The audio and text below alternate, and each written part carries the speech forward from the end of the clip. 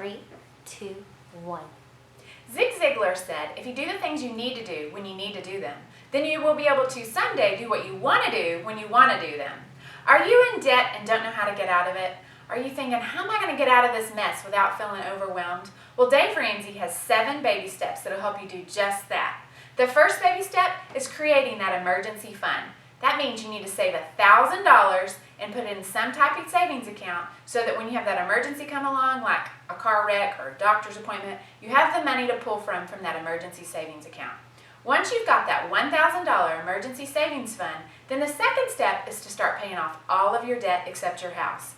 The best way to do this is use the snowball plan. And so that's what means you pay the minimum balance on all of your debt. Whatever the lowest balance is, then you put the minimum balance plus everything you can toward it, whether that's an extra $100, $200, or whatever amount that you can afford to put toward that debt to pay it off. Once you've paid that debt off, you have that minimum balance of that debt plus all of the extra you've been putting towards it, plus the minimum balance of your next one to go towards your next highest balance. Eventually, over time, the snowball will get bigger and bigger and bigger, and you'll be able to pay off all of your debt except your house.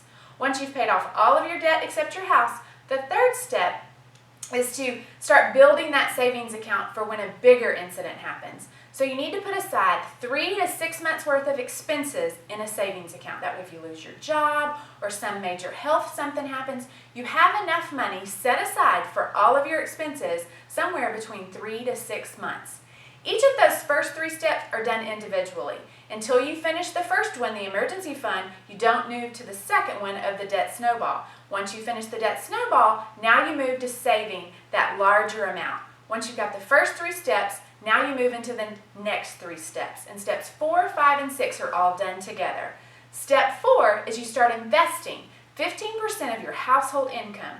The different investments that you can do are Roth IRAs or some type of pre-taxed retirement funds.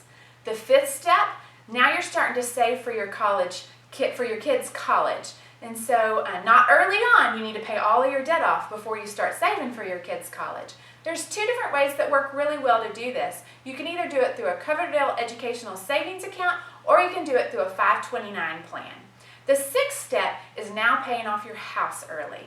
So everything you can put toward that house payment, you put toward that house payment. Because if you can pay off even a couple of years early, you've saved thousands of dollars in interest. So once you finish the first 6 steps, the 7th step is the most fun. Now you're just building wealth and giving.